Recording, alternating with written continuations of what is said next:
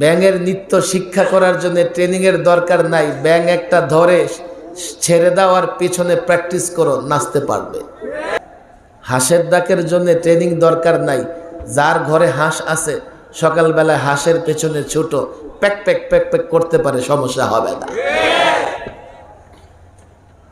কিছুদিন আগে ওরা ছিল বানরের বাচ্চা, এখন নতুন ভাবে শুরু করছে জাতিকে হাঁসের বাচ্চা বানানোর ষড়যন্ত্র।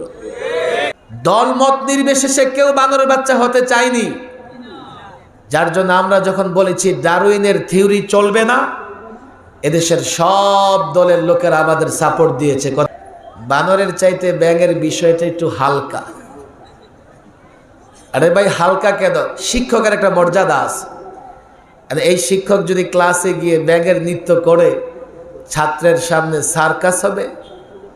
সার্কাস হবে, মর্যাদা থাকবে না। কথা ঠিক না?